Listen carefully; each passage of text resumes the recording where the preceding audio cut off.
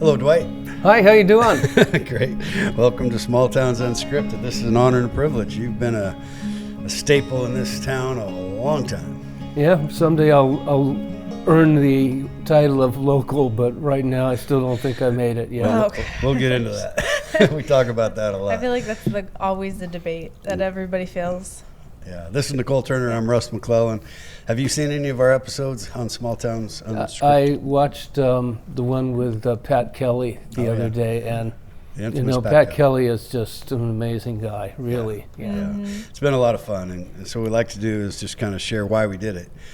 And it basically comes down to, in a small town, we often know of someone, but we don't really get to know them. I think that's a little different than, not that I've lived in a city, but I imagine anonymity, it's like easy to be anonymous, but in a small town, you know, oh, that guy works like a Pat Kelly. He works at the hardware store, but you don't really know his story, or this guy or that guy, or like yourself. And hopefully when people get to know each other, the goal is that if you get to know someone, you usually have more in common than you might think.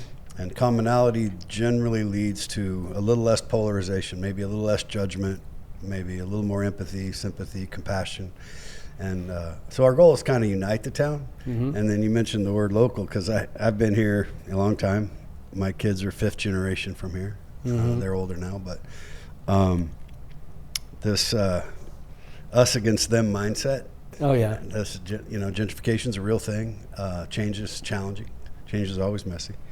But it's almost inevitable. So trying to unite people, and there's so many good people. I've sold real estate now for 3.5 decades. I grew up in Manson, and you know, I've met a lot of great people in my career that have moved here, and whether it was a second home for a while or vacationing and then turned into a retirement, or now we have people working from home, so there's more people moving here. So I just, you know, hopefully we can unite the community and get to know each other. And it's really cool for the people that we've had as guests, because we often get messages from their kids, grandkids. Man, I didn't even know that about Grandpa. Yeah. You know? And so it's kind of it's neat to put it down in this form. And then also, I can't wait to get into your new book, The Gambler. Thank you. You've been a busy guy. So maybe we could start by the beginning. Like, where were your, say, grandparents from? So my great-great-grandfather, you know, I don't have all the details. I'm relying on the stories that my grandparents and my parents told me, and some of them may be embellished a little bit. Well, that's what and some of them may not even be true. Yeah. That's okay. Yeah. Make up the difference. My great-great-grandfather left Ireland in 1844. Wow. And came to the United States. My mother couldn't find any record of him through Ellis Island or any of those records, and we really think what happened was that the British were offering to deal with the Irish problem. They were offering trips on packet ships, they called them, you know, just freighters, to the United States or Australia, just to get rid of them. And I think my great-great-grandfather took one of those, which would have ended him up in Canada somewhere. And then he says, or he told the family, that he walked here. And so the point is that he ended up in Canada and walked to Wisconsin, Madison, Wisconsin. Whoa. It's a long walk. Yeah. Depends on where you're at in Canada, I guess. Yeah, but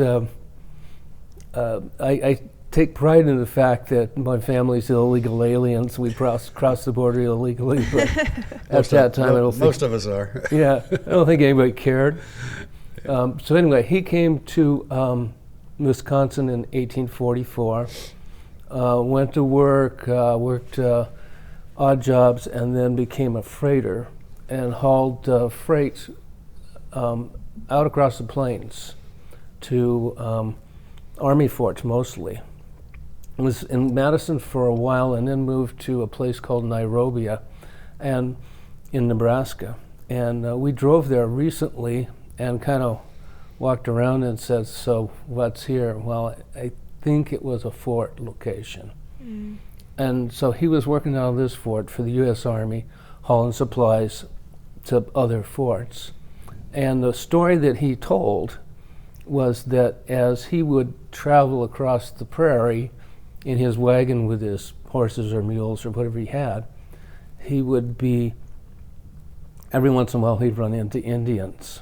And rather than fight a battle that he knew he wasn't going to win, he carried a jug of whiskey with him.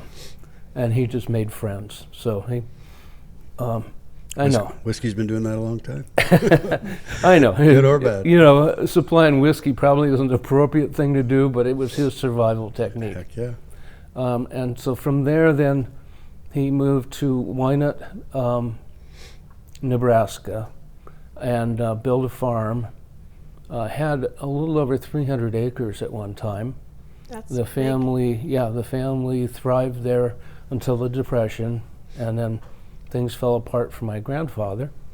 They came out west, went to work for the railroad, lived in Auburn, and you know, from there, my dad worked for Boeing for a while, and didn't really like it. And the reasons he didn't like it don't make a lot of sense, but he would make one part all day long. He'd stand in a machine, he'd make this one part.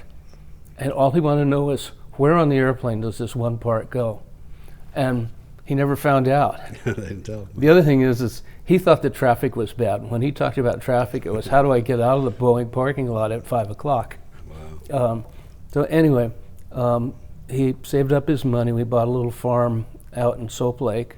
And from there, that's where I started. Is that where you were raised then? Soap Lake? I lived in Soap Lake until I was in college and left and have never gone back. Yeah, we played Soap Lake in high school. Had some good games. So it's interesting, the Italians, I'm not a historian, but wasn't that the potato famine that really drove a lot of people to get out of? Yeah. They were all hungry. Yeah, they just couldn't eat. And then to have that, and then your great-grandfather to have the Depression. Mm-hmm. And To go through both of those? It's funny because we have challenges today, and they're very different challenges, but can you imagine? Yeah, I'm just going to go that way and take some whiskey and see what happens. Hopefully I make it. Yeah, it's just crazy courage. And so when you grew up, what would you say your formative high school years were like growing up? Well, for me, it was living on the farm. I worked pretty hard. I worked for my father, who didn't pay me anything. I also worked for the neighbors, who paid me a stipend. But I learned to work hard. One night it was probably about 11 o'clock at night, and the irrigation system on my neighbor's farm had failed. And I'm out there working on his irrigation system, trying to get it going, and he shows up and he goes, "Dwight, whatever you do, go to college, work in a grocery store, be a park ranger, but don't be a farmer anymore." Be a farmer, yeah. And you know, that kind of stuck with me.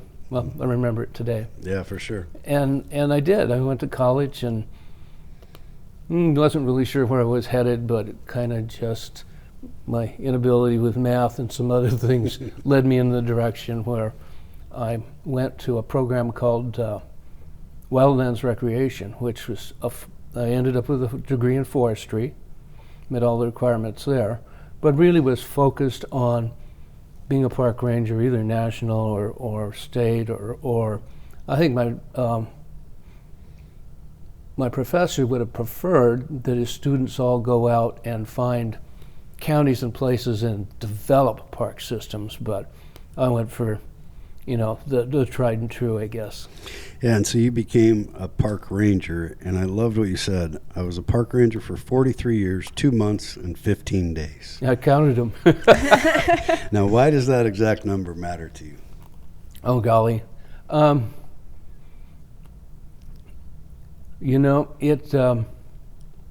loved every minute that I didn't hate, if that makes sense.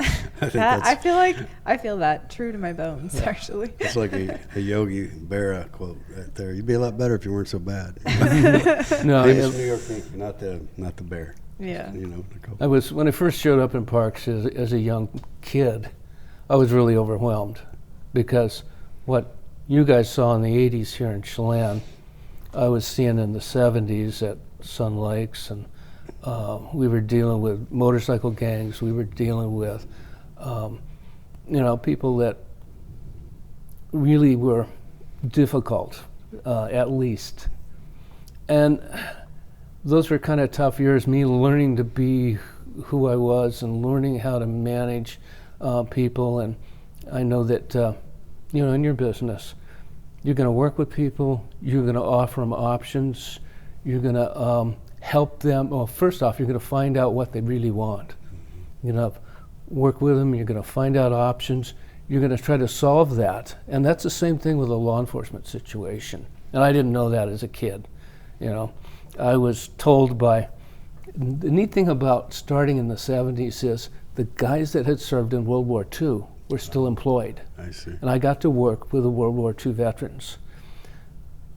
They didn't do the job really well, but they did it with conviction. Yeah, direct, passionate people. And they had this attitude that, by golly, we're going to bust heads, and they're going to go home and they're going to tell all their friends, and nobody's going to come here anymore. Well, the point is that they, a kid in Puyallup's not going to call a kid in Bellevue and say, hey, guess what? You won't going to go there anymore. So we struggled, and I can't really say I did a good job for the 5 years I was there. When you backed up, you mentioned that you first got introduced to this work at the World's Fair, and that was in Seattle. Yeah. In 1974, right? Yeah, so I was in college at the time. I was a senior, and State Parks came and said, we have this World's Fair. We've got this park that actually kind of surrounds the city, and we need help. And so we need people to just be there to register campers, clean bathrooms, pick up garbage, pull weeds, that kind of stuff, parkade work. And so I got an opportunity to go and do that, and it was enjoyable. It was unique. It was very fast-paced, and then the boss, for whatever reason, I think it was his personal needs, but I got to work each shift for the 3 months I was there. I worked day shift, then I worked an evening shift, and then I worked night shift. So I got to see kind of the full function of the park. And both of the rangers were there, were World War II guys. I actually got to go back 6 years later and replace both of them. Took and then Howard. Howard was the one I moved into his old house. Oh, wow. And Howard was this is the Army way, and this is the way we're going to do it. And so when I'm moving into the house, he comes into the house and he's going, well, now you need to understand, this is the bathroom and this is the medicine closet. And my wife puts her stuff on this side, and I put my wife on my stuff on this side. And I think that's the way you need to do it. I mean, he told me how to live in my house. Well, the Army way. Yeah, but I funny. really became very, kind of devoted to Howard. I mean, he was a cool guy. He served well, had a Purple Heart. Those guys that fought in World War II were a different breed of men. Oh, yeah. And by golly, you're going to put your shaving cream right here. Yeah.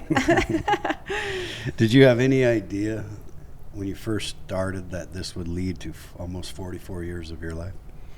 When I started as a kid coming out of college, I really saw myself living in the mountains in a cabin, walking out every day, put up the flags, salute the flag, walk back into the house, and write my diary. I mean, I really wanted to be in a remote location and just, talking to the squirrels. Well, Jeremiah Johnson movie came out about that same time. That's probably true. Yeah, that is true. You might have gone that route. Yeah, but the thing is I did the thing at Riverside during Expo. From there, I went to Sun Lake State Park and dealt with just a very busy campground all the time with all the things you saw here in Chelan, because the same people moved back and forth. Oh, yeah, that makes sense. Well, there's a lot of people that weren't here in the 80s. I was probably one of those kids in the park that you were. I've had other adults come and confess to me. Yeah, I had a contractor that works here in town. He goes, I came to town in 1972 I was part of that party out at the park, and I had such a great time. I said, by golly, this is the place that I've Those gotta parties be. probably led to a lot of my real estate deals. As they grew up, right? So why don't, for people that weren't here, could you try to describe what it was like in the 70s and 80s in the park? Like, what was it all about? What was the vibe about? And what were some of your challenges back then? So probably the biggest challenge is staff didn't know how to deal with large numbers of people. Washington State Parks kind of started at its creation. They were hiring men who could drive a Caterpillar, drive a tractor, because they were the park builders. They put in roads, they put in swim beaches, stuff like that. Oh, I see. And if somebody came and the campsite was full, they'd go, well, here, take a shovel and go dig yourself out a campsite, and that's how it developed. The man that was here first, a guy named William Mustell, he worked by himself, and it was assumed that we hired the ranger, which back then I've talked to rangers who were hired in the 50s, and they got paid like $250 a month. I mean, he didn't get a lot of money. And it was assumed that his family would help out when he needed help. And so he's out there working, he's building picnic tables, and his wife is helping him move the picnic tables, and she falls, because they were a little bit older then. She fell and broke her hip. And that's when he got an assistant. But anyway, so the early guys kind of, they were the builders, they were the guys that could make a park, but they didn't really know how to manage crowds and those kinds of things, just nothing. Then the World War II guys came in, and by golly, they knew how to manage people. They thought. They had a baton. With brute force, yeah. And so out to Chelan, the man William Gilbaugh was there for 25 years, and ended up that Chelan's tight enough, they ended up being a relative of his. I mean, he was married a second cousin of my mother-in-law, so we're not really that close. But anyway, Gilbaugh was there, and the same kind of thing. This is the way it's going to be. You're going to do things my way, and away we went. But he had no law enforcement training. Really didn't have. Our uniforms was we went to J.C. Penney's and bought Dickies shirts and pants. And so he had no uniform, he had no training, et cetera, and he's trying to deal with the 70s crowds. And so then I come along in the 70s, same kind of thing, I've got these guys telling me how to work with people, telling me what to do, and they've really got no clue. So it was a little bit later in the 80s that state parks realized we need to do something about our law enforcement. There was also a bit of... That was our generation. Yeah. Yeah.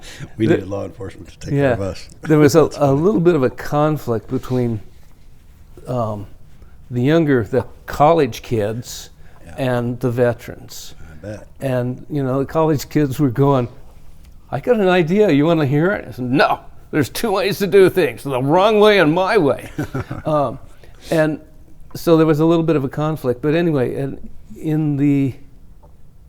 would have been the early 80s, 79 or 80, Washington State Parks realized, we need to take an inventory of where we need to work on our law enforcement program. They then started requiring that people go to an academy. They then started doing an annual in-service training. We got real uniforms, we got real equipment, and we were taught. And one of the best things that we were taught came out of the Rodney King riots in LA. A guy came up and he taught us a thing he called verbal judo, which is nothing more than the kind of stuff that you employ in your business every day. You confront, and it was actually, they weren't talking about this particularly, but they were showing an arrest on TV last night. And you know what's going on in the law enforcement community right now. But they were showing this, I think it was a city policeman arresting this guy who was a felon, had guns, had drugs, etc. in the car. And the cop is just treating him like he's leading him down this path, but he's treating him with respect. And so anyway, the verbal judo thing came along. We learned, number one, to find out, number one, identify our authority, but find out really what the person is there about, what they want, and then give them options about how they're going to get what they want. And if their option, or if their desire is just have me out of their face, let me tell you two or three things that'll do that. And you always have one option going, well, I got a double wide trailer up the antline, but I'm not really sure that you're ready for that yet. So anyway. A little humor. Yeah. So, you give them a couple options and then lead them to make that choice. And then get them out and get gone and go on to something else. And so that's really kind of what took me to the place where I can manage my park well and deal with people. I think the other thing that I did, and it might have come from the grocery store or from working in a service station, but I treated everybody as if they were my customer.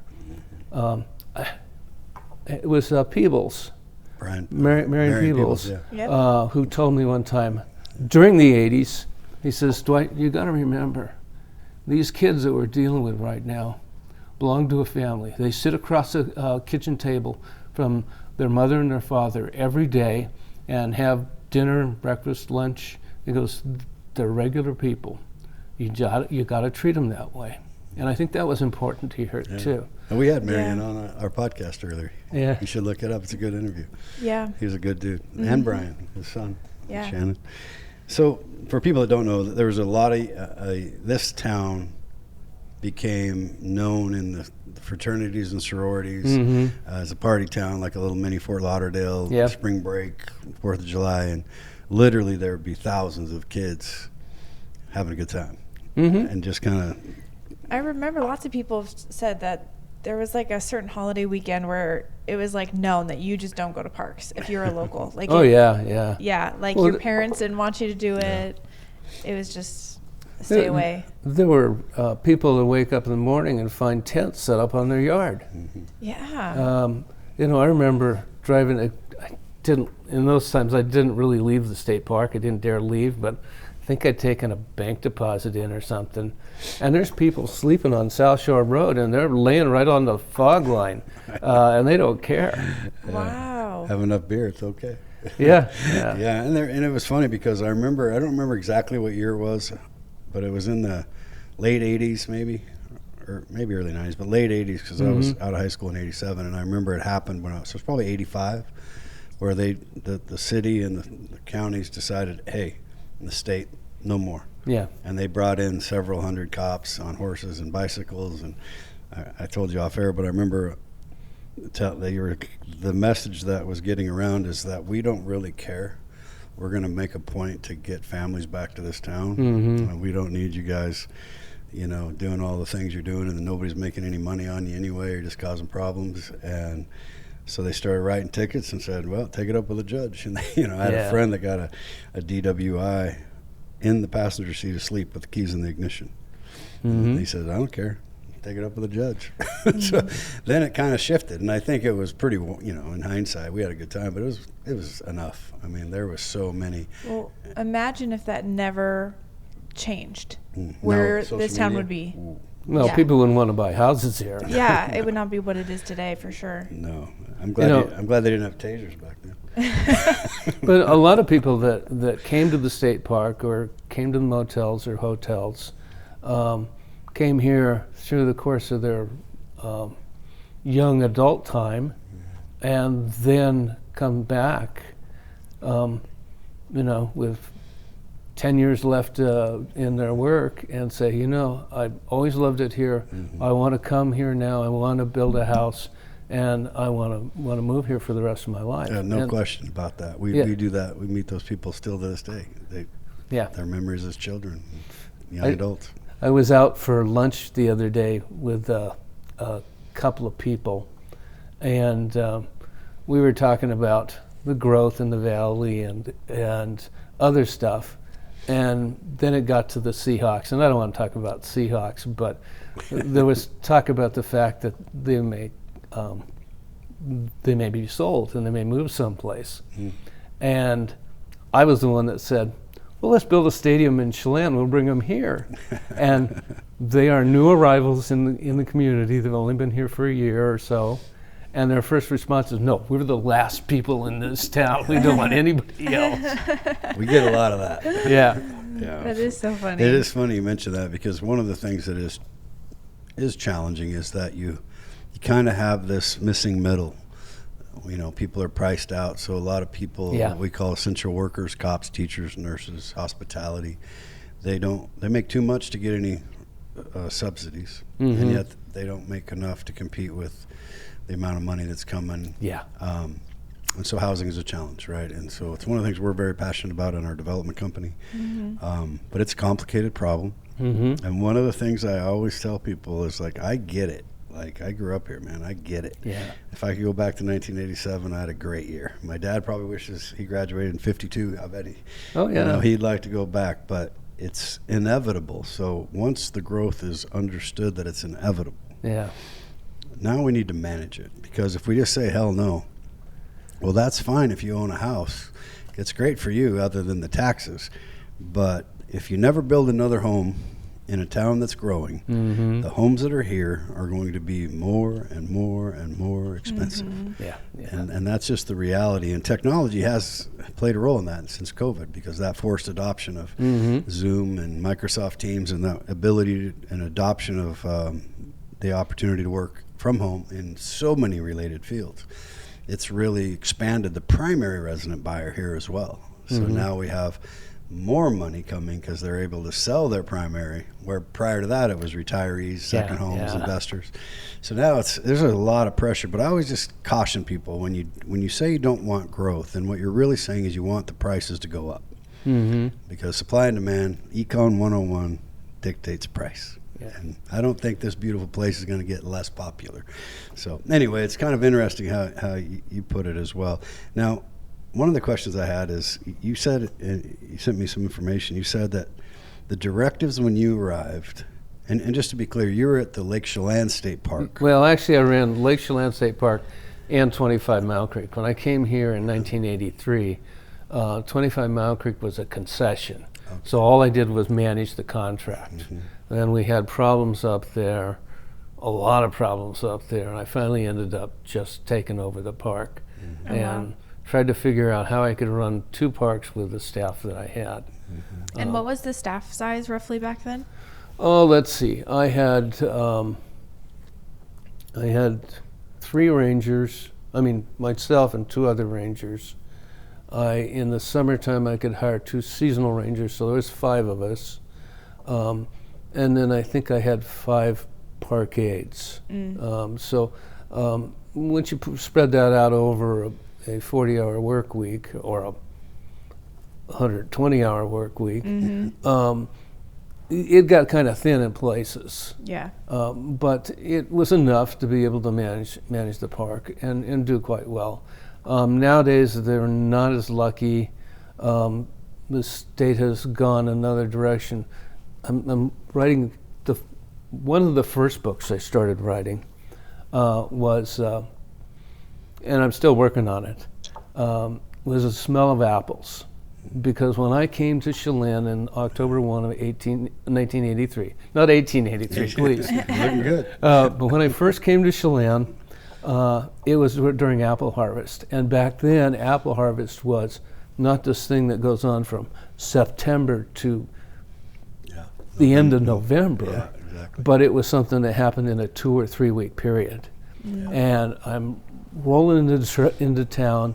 It's in the middle of the night. I mean, it was probably around midnight in my U-Haul truck, and there are people everywhere. I mean, the town is just hopping. And as I come into town, one of the warehouses had their doors open, and I could smell apples. And it was like, wow, I smell apples. And every once in a while, as I go around the valley, I smell apples again, whether it's following a truck or going past a warehouse. And I go, that's what I remember. That's what I remember moving here. That's so and cool. so I started this book, The Smell of Apples, which has been kind of my memoirs. And it's hard to write about yourself.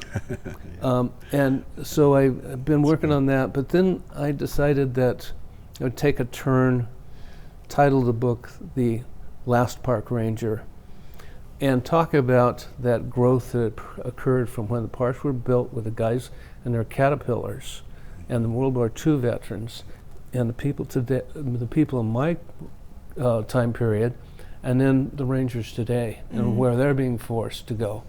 And then parallel my career along with that. That should be very interesting. Yeah. So I'm working on that. I think, I don't know, I've got it not even half done, but I'm working on it. That's good. Yeah. Well, you told me that you were given 3 clear directives. Yeah. Maintenance, enforcement, and reservations.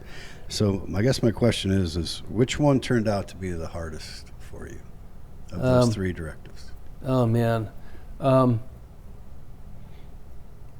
think they kind of all fell into place. I just knew that they were priorities. There were priorities with my boss. There were priorities with State Park Commission. They wanted Lake Chelan State Park to be this premier resort place. And the mental image I tried to get with my customers, and I tried to convey it to them, was that this wasn't just your state park along a highway. This is a high-class place. This is a place that you want to come. You want to come year after year with your family. And once I got that mental image, then the law enforcement kind of began to take care of itself.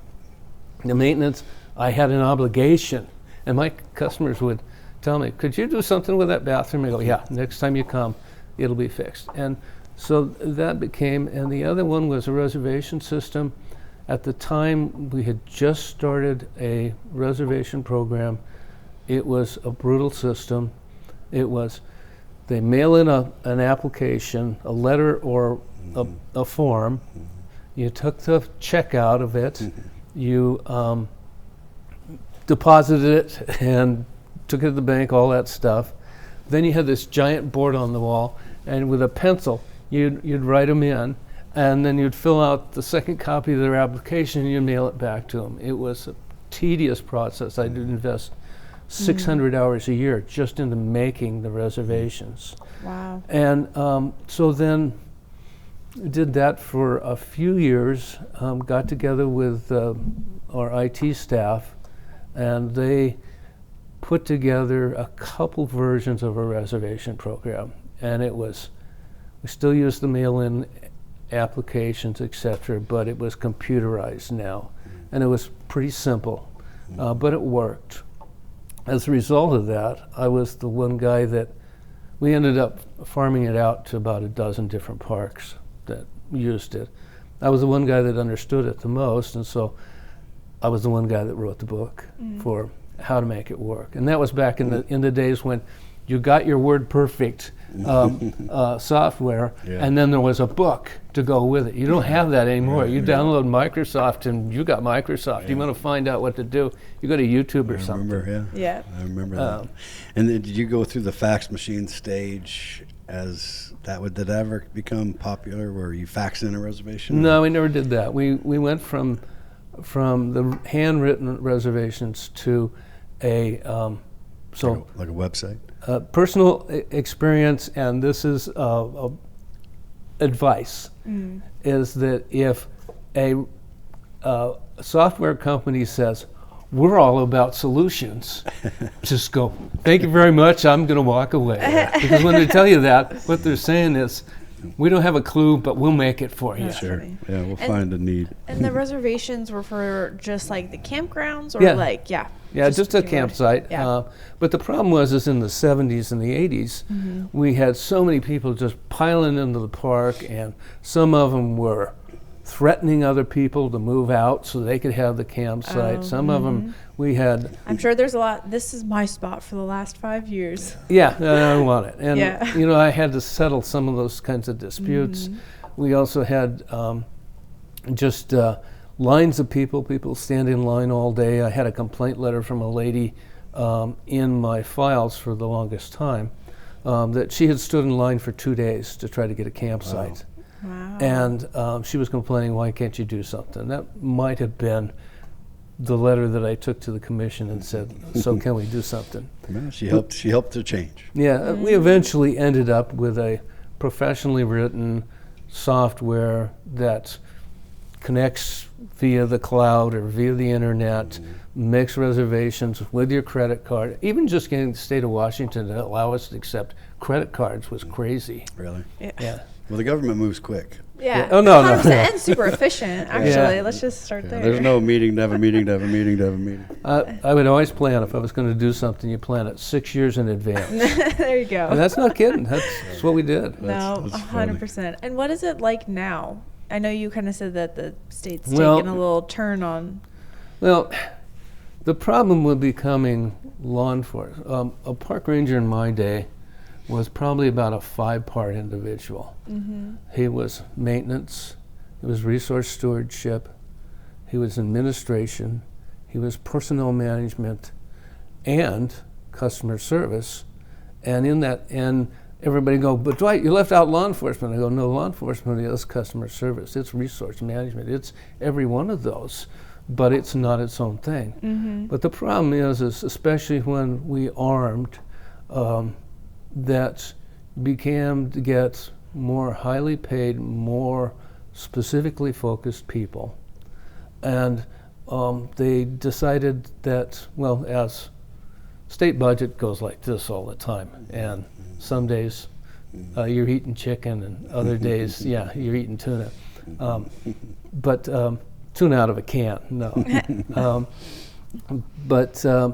So as we went through the last downturn, just about the time I was leaving, they were going, well, in fact, when I left, what they did with my job is they split me up into about 3 different people. The ranger portion is a ranger, and that's pretty much all he does. He trains with physical skills of tactical law enforcement, wrestling kinds of things, how to fight. He trains that. He also trains firearms. He also does ride-along training with young rangers that are trying to get into the system as far away as Spokane. And he then patrols Bridgeport, Alta, Chelan, 25 Mile Creek. And so he's never in the park all the time. He has been moved into a full-time law enforcement thing. Do they go to the police academy now? They do now. For the longest time, we had our own academy out of Skagit Valley Community College, and we were pleased to do that because they could focus then on what a park ranger does. Now, apparently, there's been a change in the law. I don't know. I try to stay away from state parks now. I do my own thing. I bet it's like, oh my God. No, I mean, I'll get PTSD if I worry about it too much. So when was your last day? When did you retire? I retired on the 15th of April in 2018. So I've been retired for a few years now. Yeah, good for you, writing books. I like it. Yeah. You also mentioned that there was tension back then between the business owners and the park.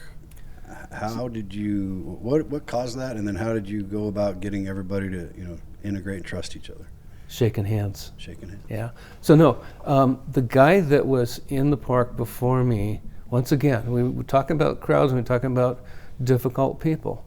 So they hired a guy who was, his name was Daryl Radcliffe. Never called Daryl Radcliffe Daryl, sorry. He was a Vietnam veteran, and there were 2 kinds of people. There were his friends, and he'd step in front of a car for his friends. And there were the enemy, and he'd push the enemy in front of that car. But a lot of middle ground there. Yeah, but Daryl was a Marine Corps captain, and they hired him to run the state park. He knocked heads really good, and he upset a lot of people in Chelan and used the same kind of attitude and interactions with people in Chelan that he did out the park and he did with his soldiers in the Marine Corps. And so I came in after Daryl And there were people that, they felt that what was happening impacted their business. They had personal interactions that had caused them problems, et cetera, et cetera. And so I pretty much went around town. Started with McCluskey's up at the Cove Marina. I went up there and shook hands with them and said, there's a new ranger in town. I'm here to work, and I'm here to work with you.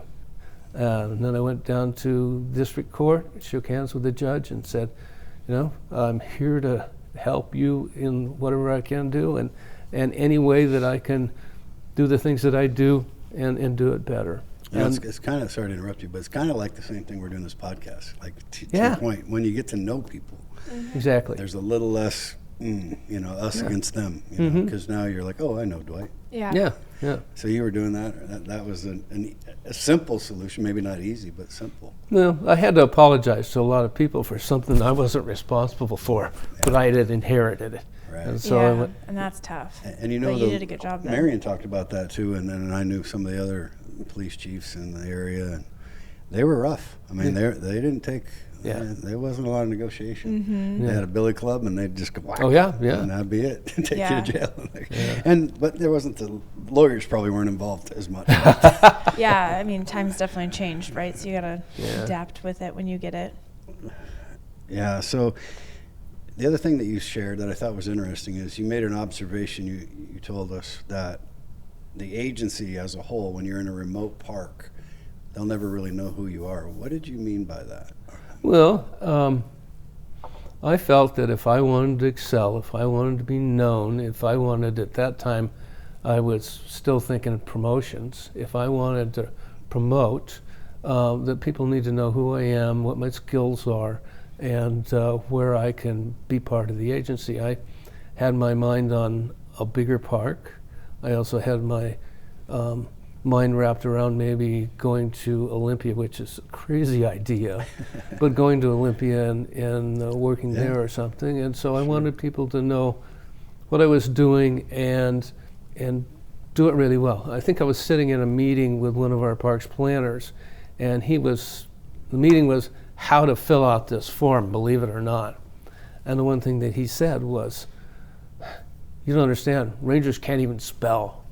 And I went, okay, from now on, every document I send is going to be typed, and the spelling is going to be correct. And so I started writing then. I had a state patrolman walk into my office one day. I'm typing away, and he goes, you must be the highest paid secretary in the state of Washington. And I may have been, but people began to know me. That's really how I got selected for working with the reservation program. When I was working with clients with internet companies, or not internet, but the software kinds of companies, I flew all over the United States. I went to a lot of places, interviewed a lot of people, had product displayed to me, and it's really because then I could bring it home and I could write a reasonable report that people could understand, and they trusted me to write a fair report too. So writing, you mentioned earlier. I'm not the best. I'm still learning. Yeah. Well, we're all perpetual learners. That means you're a wise man. But you mentioned that at one point you thought about being a mountain man and just writing in your diary. Yeah. So, and then now you shared that you when you realized that you needed to become more known and that you wanted your work and have pride in your work, you dusted off a typewriter and bought a thesaurus. Yes. Really spent some serious time focusing on doing things right. And so did the writing was that something that you always loved to do?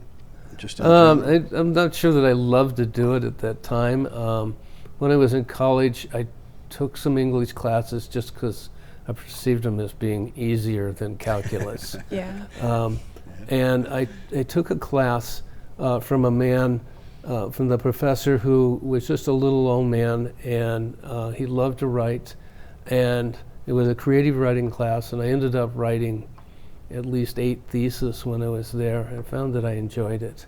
And what he would do to me is I'd turn in my paper, 800 words, and that seemed like it was just brutal. Got to grind out 800 words. I'd turn in my paper, and he'd go, well, I'll give you B+, but if you want an A, You got to redo it. And so I'd redo it.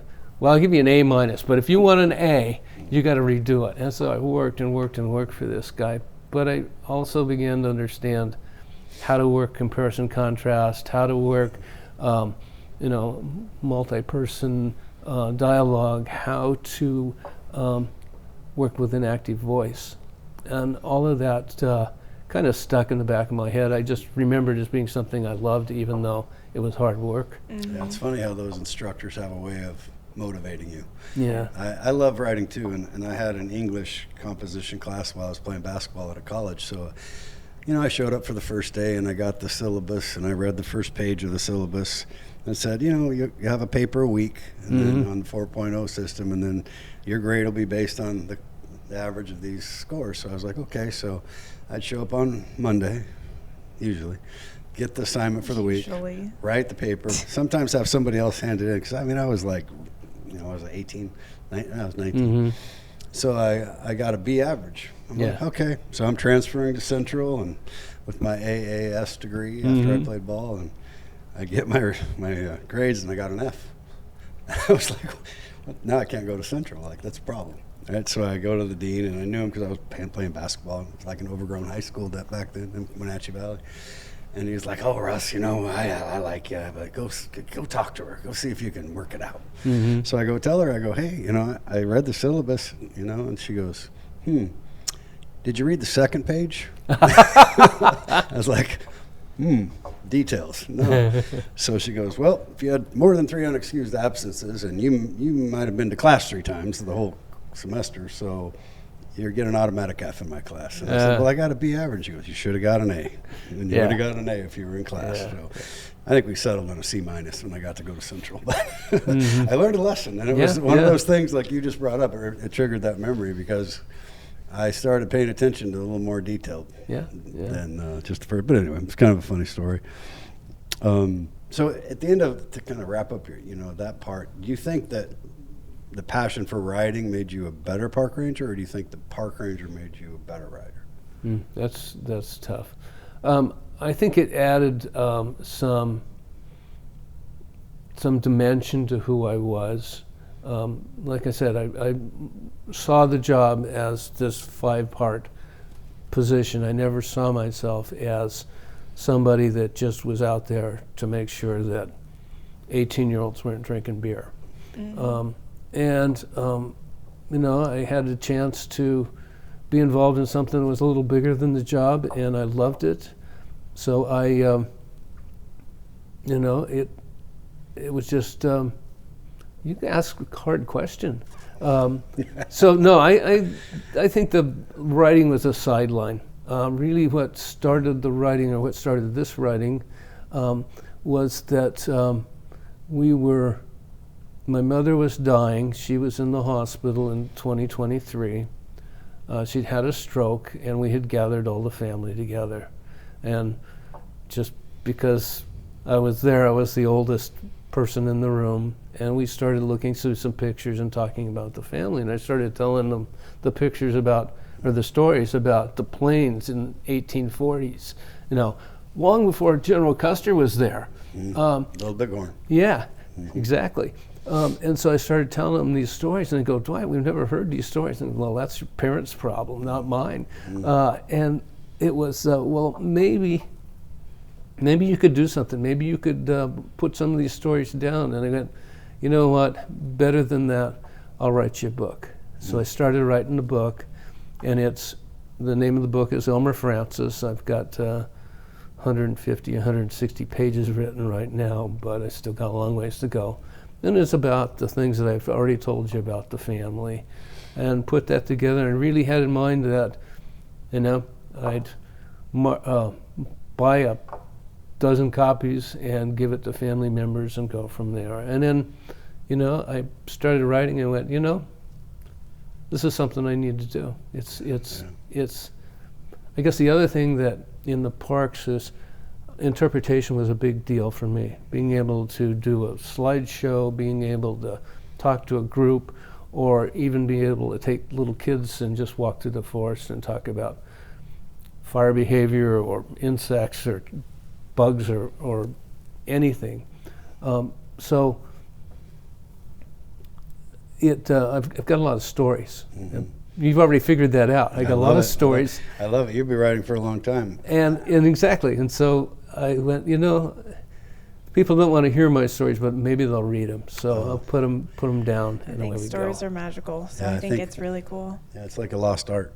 And this world of instant gratification and reading a headline and knowing the article. That has to change. Yeah, or just typing in an idea and having ChatGPT create a whole book for you now. But it's not authentic. It's not real. It's not.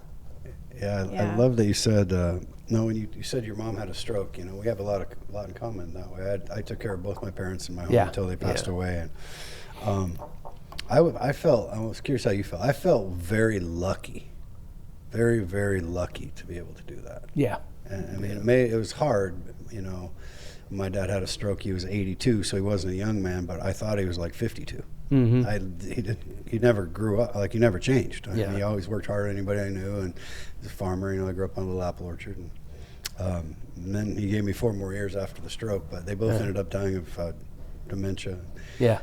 So it was pretty intense. It's a pretty intense. Oh yeah, it was brutal days. Yeah, my mom, same kind of thing. My mom had dementia, and she had imaginary people trying to hurt her. There was people in the basement talking. There was, children in the trees singing, Mom, those are birds. But what I found out is you can't argue with them. It only makes things worse. No.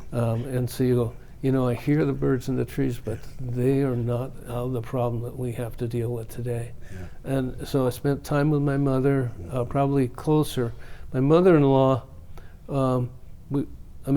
Grandpa, before he died, had it all set up for her to move to assisted living. He had everything prepared.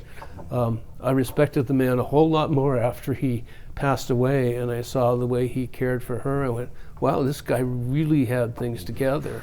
But anyway, we were actively involved in everybody except my father. I did fly to Alaska and spend some time with him, but that occupied me for, until 2023, was dealing with family members, Yeah, I was grateful because it happened during COVID, so I was home.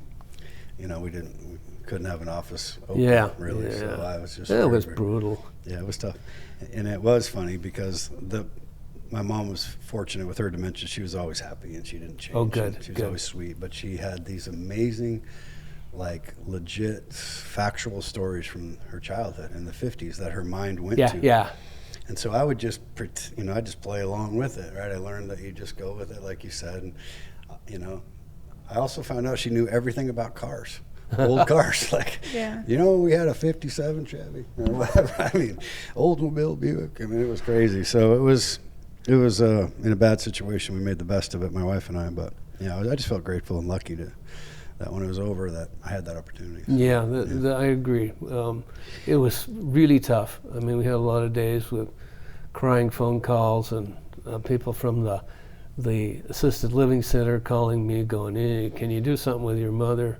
But in the end, one thing that we would do is we'd get in the car and we'd drive around the old neighborhood and we'd talk about people who used to live in these houses. We're talking 50 years ago. Yeah. Of course, she knew them. Yeah. And then all of a sudden I'm remembering and going, oh yeah, I remember the Colmars lived over there. And it was enjoyable time. Yeah. So this passion you had mentioned started when you were telling stories. Yeah. And then you told me that your grandfather actually narrated your first book.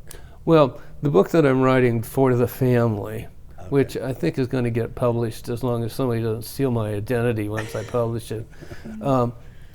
But the book, I was going, okay, so what's my voice? How am I going to tell this story? And I didn't want it to be just me, because that kind of just sticks me in a place. Mm-hmm. So I thought, if I could have my grandfather telling the story about his grandfather, that one neat thing about my grandfather is that he was drafted for World War I and sent to Hawaii. And he was stationed in Hawaii during World War I, because for some crazy reason, the U.S. Army thought maybe the Japanese were going to invade Hawaii. But they forgot that. That's funny. Eventually, in 1941, they just did it in the next war. Yeah. It was just a little early, but that's all right. That's funny. Could be worse in World War I, boy. So anyway, my grandfather's narrating the story as we go forward. So it's his stories. Trying to figure out, I think we're going to get to the point in the 70s when he passes away. I'm just going to give him the opportunity to continue to tell the story. Awesome. And we'll have to work through how we do that. I mean, he's going to be up front and say, guys, I'm dead, but I still know all this stuff, and I want to move forward. Either that or he's going to pass it to me. I just don't know. Right now we're in the 60s, and we're talking about how the family's growing and how the family's moving apart. That must be so interesting, you trying to put yourself in his shoes, his voice, his thought processes, and kind of keep that character and creation and him alive. Yeah. And that must be really intriguing, actually. I kind of like that idea. It's a challenge. Yeah. Louis L'Amour said, people, he wrote a bazillion books, and none of them were that good. They were entertaining. That was the point. I had every one of them. My dad had every one of them. Good. Oh, really? He read every day. But Westerns. people ask him, they said, so why do you write so much? Why are you writing so much? And he goes, I got to figure out how the story ends. I want to know what happens. Yeah. And I kind of been on that journey a little bit too, especially with The Gambler. I started this story kind of a Star Wars time travel kind of thing, and then it's like, okay, how do I take it from here to there, and how do I deal with my grandfather's death? And so as I'm going along, I'm discovering the story, just like the readers will later. Yeah. So when did you? This just got published? So The Gambler? I had it printed for my kids for Christmas. Oh, And that's so cool. it's been on Amazon since middle of November. Hear that? Go buy it. I did. It's in the mail. I Yeah. love the cover of the book and everything. You did a great job. Well, thank you. Yeah. Thank you. One of my friends texted me the other day and said, "It's terrible. There is so much spelling errors and so much grammar problems." And I went, so the reason that it's free is you've been hired as a beta tester for nothing. And sit down and write them down and give me the problems because I want to fix them. Yeah. And he didn't respond back to me. He said his wife was in the kitchen with a pencil, and that's the last I heard from him. You'll get it all at one time. The man in the arena, right? I mean, it's you're always going to have critics. Anyway, so I had fun with it. This was just fun for me. I was writing the Elmer Francis book, the family history, and one of my friends said, he was talking about media as a whole, and he said, the difference between truth and fiction is fiction has to make sense. And I went, wow, all it has to do is make sense. And so I started writing. So I did that for my enjoyment. I really did it to please my son, to give my son something of mine. He and his high school buddies, I had kids that hung out in my house all the time, and they're highlighted in the book and named by name. Oh, that's special. Matthew gets a different name partway through the book because he's an undercover agent. And I wanted to give him a name. He played a video game for years and years and years, Treasure of Monkey Island, and the You know that one? no, and the character was a guy named Guybrush Threepwood. I wanted to do that, and then I went, I better check this out. So I started looking, and it's LucasArts that did the video game, or Lucas Video, and then we know Lucas from Star Wars, etc. They're now bought up by Disney, and I went, if anybody's going to sue me, it's going to be Disney. So I changed his name just a little bit. He'll recognize it, but it's changed just a little bit, and away we go. So partway through into the beginning of the book, it talks about she's wanting to change his name to a different name because he's an undercover agent. And she chooses a name, and one of the guys that she's with, whether they're bodyguards, says, well, aren't those guys from around here? Don't we know them? And she goes, oh, you're talking about George and Lucas, and they won't need their names anymore because she had murdered them.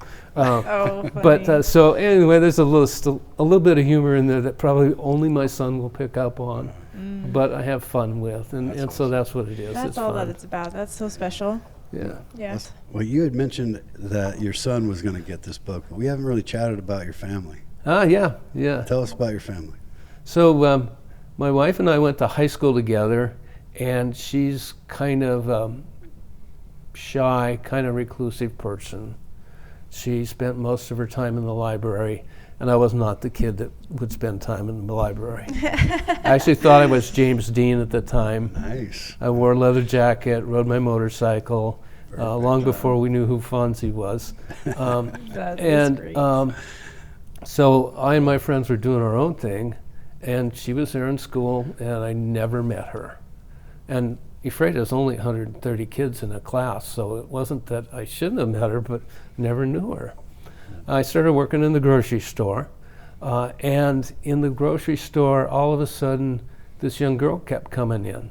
And she'd come in, well, we met, we talked, and all of a sudden, she's coming in like every day to buy one thing. Cat food, laundry detergent, milk. It's like, so why aren't you putting this all together and doing it once a week? And then it's like, okay, I caught on. Then, wonder how long it took. But it wasn't until I went to Big Bend Community College, and in my second year there, she shows up at Big Bend. And we got to know one another. We went to a basketball game, and from there, it just kind of took off. And I told you before, you said, had I been to Chelan before, I brought my wife here to celebrate our engagement, and we took the boat and went to Stehekin. And that's how we first knew about Chelan, was we did that to celebrate our engagement. That would have been 1972. We were married in 73. We've been married now for 53 years. Oh, congrats. And I think it's going to stick. I think so. Yeah. That's an awesome story. So I had 2 kids. Matthew was born in 1980, so that'd make him 46, soon to be 46. And he was born when we lived at Sun Lake State Park. If you know anything about Dry Falls, the interpretive center there that looks out over the canyon, we lived in the little rock house that was right there. And he was born and spent his first few months there. And then we moved to Spokane, and he grew up in Spokane, and he still thinks of Spokane as home.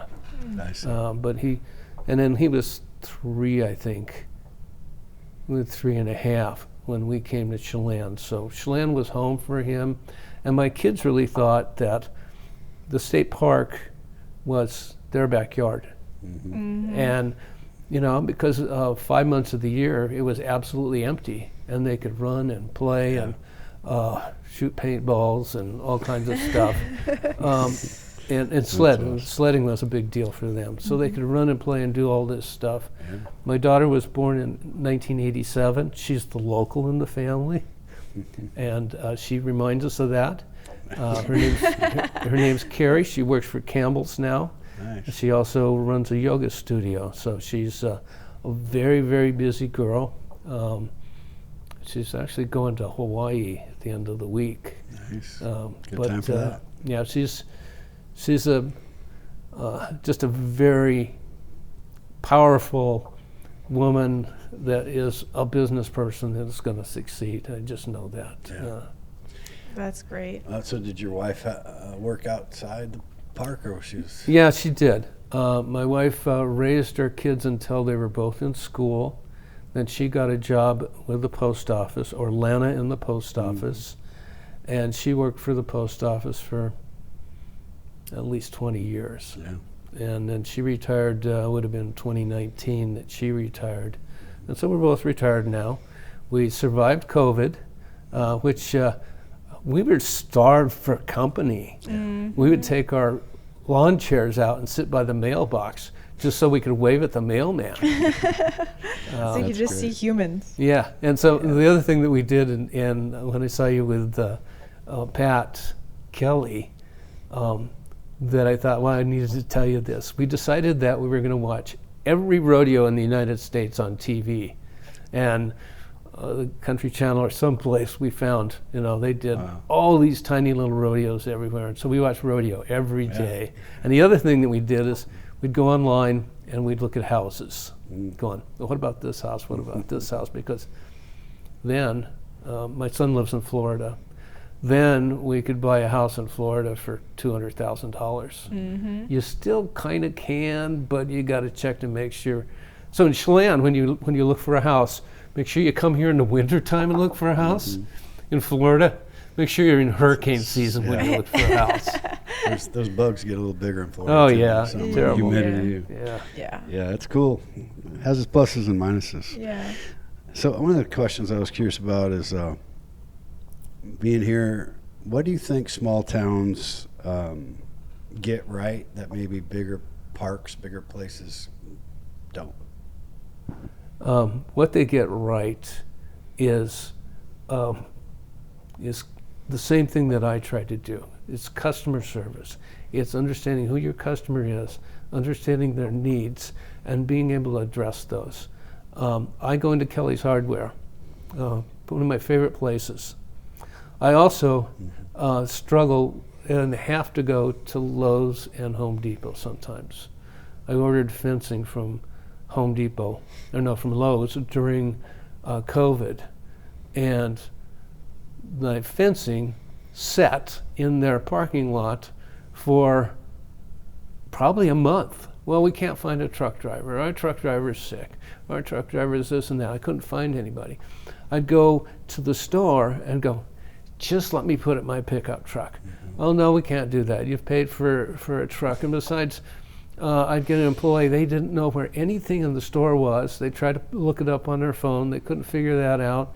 And there was no help at all. I mean, if you want something and you know where it's at, it might be okay. But I go to Kelly's Hardware, and Pat or any one of the other people are going to ask me at least twice, what are you here for? What do you need? How can I help you? I love that. And that's it. And I remember the Mackeys being the same way. In fact, I ran into Mackey the other day down in the clinic. He was down having his eyes looked at or something. And we talked about old times. So it's that relationship with people. It's that opportunity to just know who I'm dealing with. Going to the bank. I used to go to Sea First all the time. Because my mom probably. I know. And, everybody knew my mom. And she's beautiful. I think that's it. Small town. I have another thought, or I have another idea, and I think it works. Back when we had 2 hardware stores in town, I used to tell Mike Mackey that it's not a bad thing to have another hardware store down the street. Because essentially what's happening is the 2 of you together are competing against big business where neither one of you could. And so business draws business. And I think that's one thing that we do here. We've got 2 grocery stores. They do a good job of keeping us here. I mean, do I want to drive to Wenatchee to get a pack of marshmallows? No. But there's 2 places I can get them. Right. And what a small town do wrong? Maybe just not seeing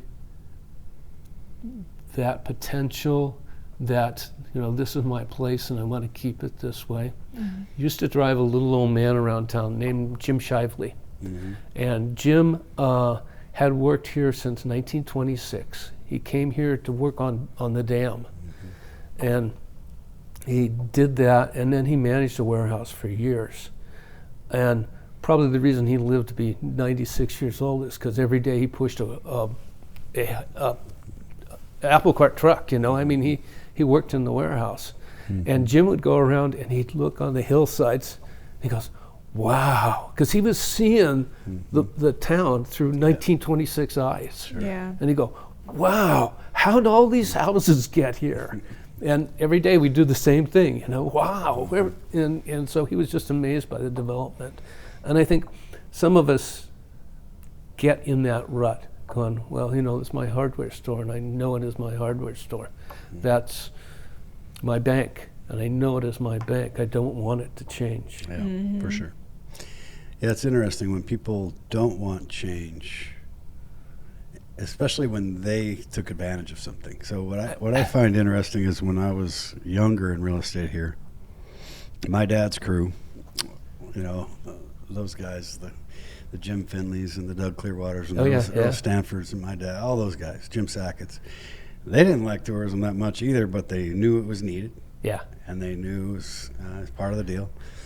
But the obstructionists and the anti-growth people that I see are the most passionate now are the ones that have moved here recently. Yeah, my friends over in Manson for dinner on Sunday was exactly it. Well, no, we're the last people. Yeah, I got mine to blow the tunnel. Yeah. And I get it. I mean, I've always understood both sides of that equation, but there was a time it is what it is. There was a time when one of my friends bought a house over in South Chelan, paid $50,000 for it.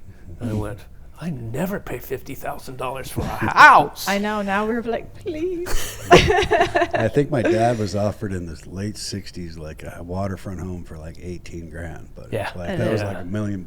Yeah, way back then. Of course. It's all relative. I know. It's just one of those things where you just want to keep some of that precious nature of your town and your people, and you also don't want to get older. You don't want to have things go away. You like that nostalgic feeling.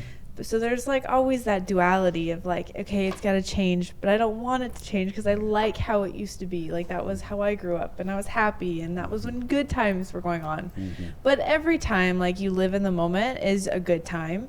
It's just when we're living it, we kind of forget that one day we're going to look back and be like, even right now it's nostalgic.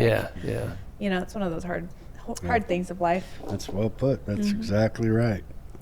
So I'm curious, this is more of a philosophical question for you to answer because I'm challenging. I'm not good with those, but go ahead. Philosophical, I like it. I wrote this down, if someone listens to this episode and takes away just one lesson from your life, what do you hope it is? Customer service. The way I treat the people that I work with really defined my career and led to my success. Now some people say, well, you never promoted out of Chelan. Well, I didn't, but I was able to promote the park. I was able to build the park, and it's bigger and better than when I inherited it. So I think that's the one thing, and just knowing who people are and being able to work with them. I could tell you long, drawn-out stories, and I don't want to. You don't want to listen to them, about negotiating with tough people like bikers, negotiating with people that are high on drugs, being able to talk somebody down that's having an episode of PTSD. And it's really about truly wanting to care for that person. And I'm not trying to be woke, I'm not trying to be, because I needed to do that. But to understand people and care about them, that's what it's all about. Yeah, I know. I remember a time in the orchard when I was swamping bends into our home place there, and we had two different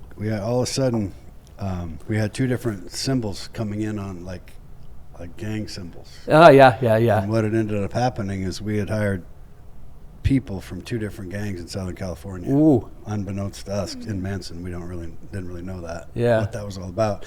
But my hired guy that worked with me says, "Hey Russ, we're about to have a major problem. They're actually insulting each other because we'd bring them." And you probably couldn't understand because it's all Spanish, right? And I goes, "What do you mean?" He goes, "Well, they're serious enemies back in Southern California." So I just called everybody together. And he goes, "You sure you want to do this?" I'm like, "Uh-huh." Yeah. And I just had him, interpret for me, and I said, "Look, I'm assuming there's a reason why you left Southern California, and probably."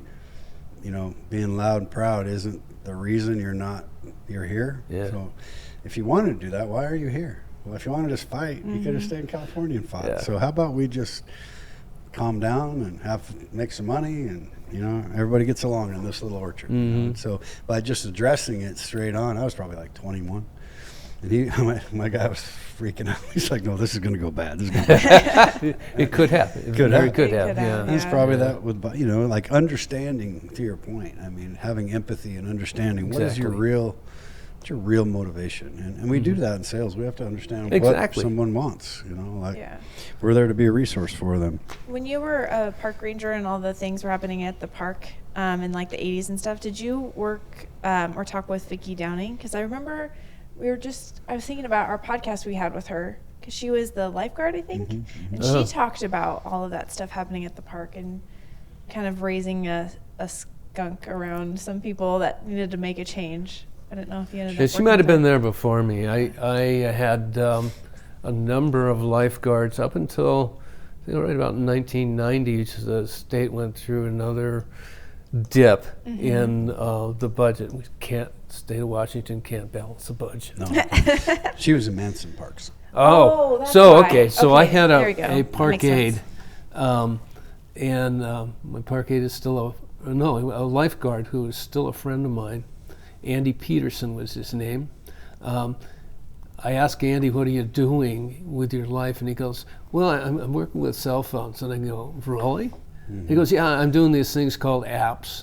And I went, you got to be kidding. You mean like ringtones? He goes, no. It's like you push them and they do things for you. And I went, oh, that's going to go well for you. Well, it did go well for Andy, of course. I bet it but did. Andy was my lifeguard. He was my lifeguard for 4 or 5 years. But what he would do, and I didn't know about it till after he was gone, is he'd take his paddleboard and he'd swim across the lake to Manson to go hang out with the girls lifeguards at Manson. So that's cute. Yeah, we had some interaction, but I had a couple of really good lifeguards, and they stayed with me for a long time until state said, no more lifeguards. People have to swim at their own risk. I had fond memories of the state park growing up in Manson, because during the at the end of the year, we'd have a picnic as a kid, and we'd always take the school buses and play baseball and kick the ball around, play football at the state park for like a school field trip at the end of the year. Yeah, that was like one of the things we look forward to, because it was like you mentioned earlier about your kids' playground. That was like and we were the only ones there at that time, right? Yeah. Great times. And then when I got older, it was quite a dating site for me. Oh, yeah. Because I had a little boat when I was 16, 16, and we'd always take my friends and we'd go, tourist girls, and we'd go, hey, you want to go water skiing? And then we'd go to the state park and walk up through the state park and go eat at the drive-in there. Yeah, the Alpenhorn? The Alpenhorn, yeah. And that's a great thing so to do. Maybe not as much at Chelan, maybe because we were starting to progress out of that. But when I was at Sun Lake State Park especially, I really looked at it as a singles bar. People would come party and hook up. Oh. And that was just really difficult to deal with. I bet it was, yeah. And all the underage drinking and all that stuff. Yeah, you've seen a lot of change, my friend. So what's in your future? My future?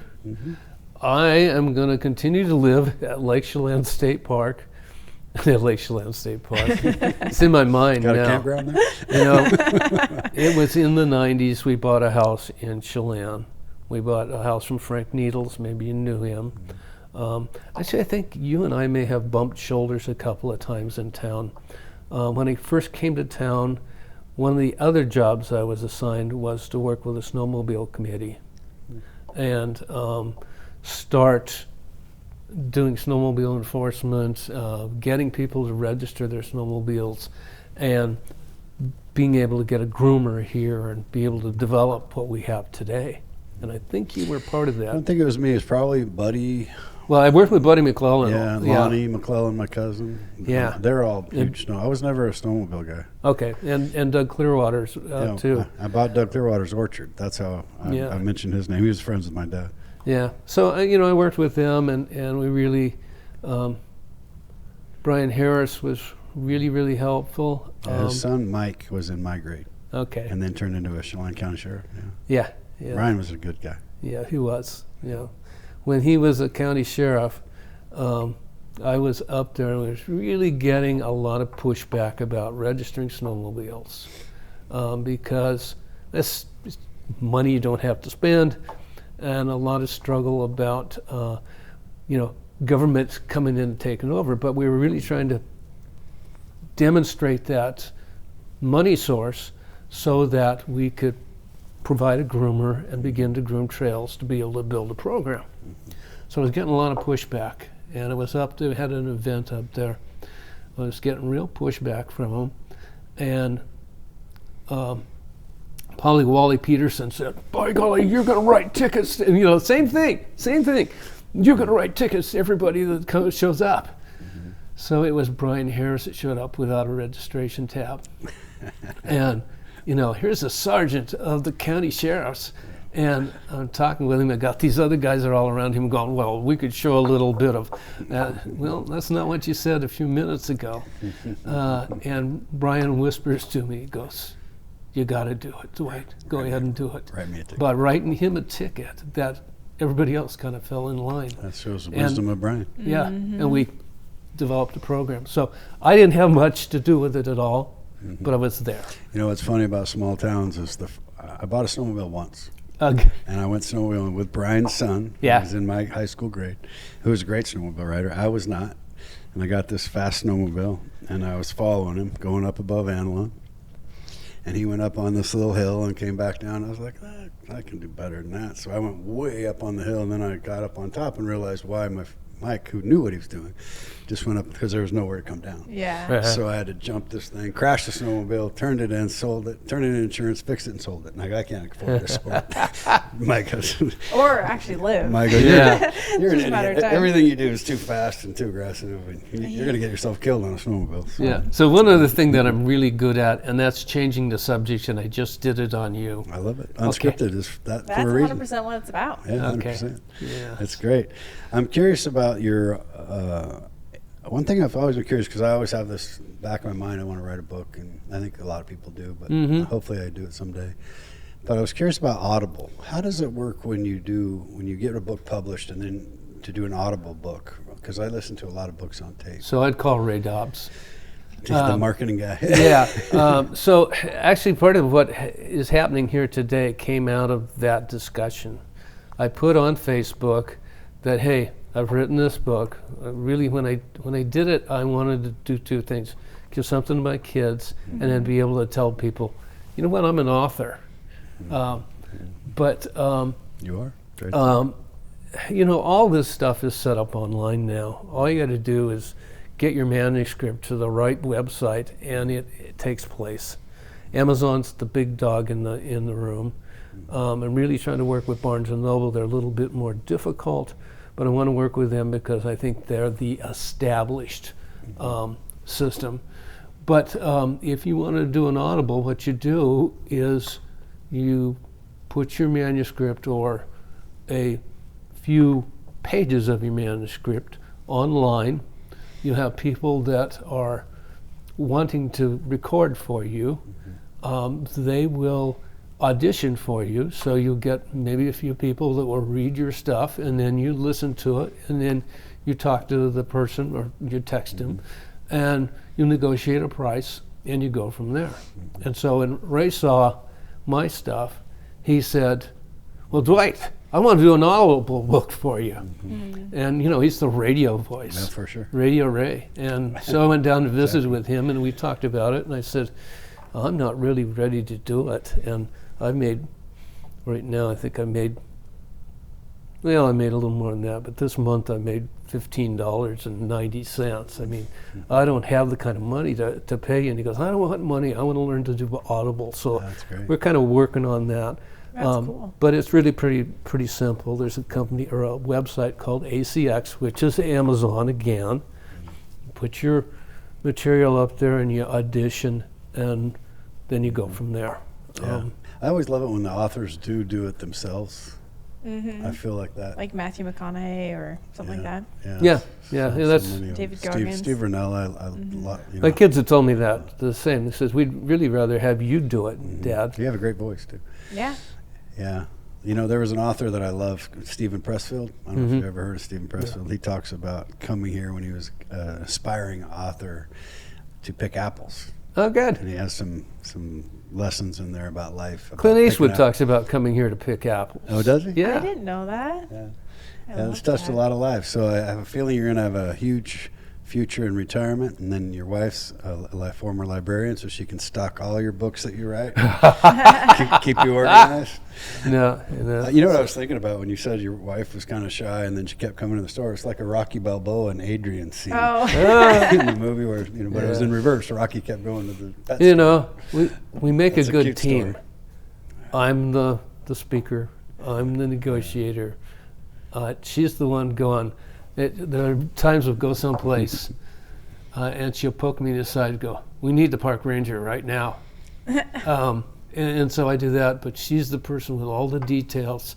She knows the Dewey Decimal System. There you go. But she's the person with the details. She's the one that manages the checkbook. And, it's two trees in the forest standing together. Combining strengths to achieve the common goal. Yeah. That's a beautiful relationship. 50-some years of marriage. Congratulations. And it's been a pleasure and an honor to get to know you and all your service to this place. Thank you so much for coming. Oh, thank you very much for listening to me. I just have one more question for you. 30 years from now, what do you want to be remembered by? What do I want to be? What do you want people to remember you by the most?